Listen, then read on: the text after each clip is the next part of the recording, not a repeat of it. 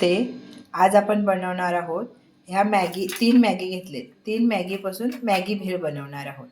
तर ह्या 3 मॅगी आहेत ते पूर्ण बारीक करून घ्यायच्या, व्यवस्थित बारीक करून घ्यायच्या. एका पॅनमध्ये तूप टाकायचं, एक चमचा तूप टाकून द्यायचं. तूप चांगलं गरम व्हायला पाहिजे. तूप चांगलं वितळून झाल्यावर आपण ही मॅगी आहे ती ह्याच्यात टाकायची आणि ही मॅगी बारीक गॅसवर चांगल्या प्रकारे भाजून घ्यायची. अशा पद्धतीने ही भाजून झाली. आता गॅस बंद करायचा. एक 5 मिनिटं ना ही थंड होऊन द्यायची.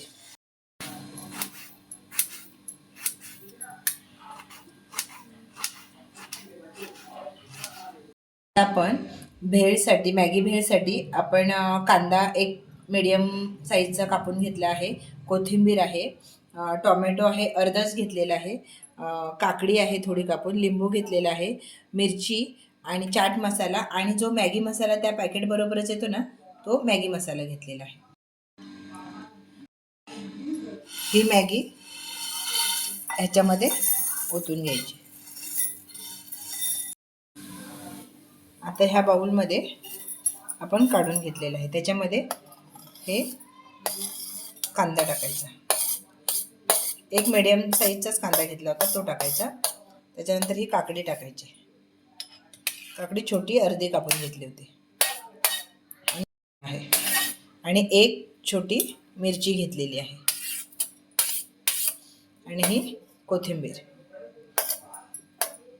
मसाला तुमच्या आवडीनुसार कमी जास्त करू शकता. नाही हे 3 पॅकेटला 3 ह्या पुड्या त्याच्यामध्येच मिळतात, त्यात सर्व टाकायच्या. खूप छान लागते ही, एकदा करून बघा. आणि लिंबू जर तुम्हाला आवडेल तेवढं टाकायचं. आता तुम्हाला आवडत असेल तर शेजवान चटणी टाकायची थोडी, 1 चमचा टाकायची आणि हे सर्व मिक्स करायचं.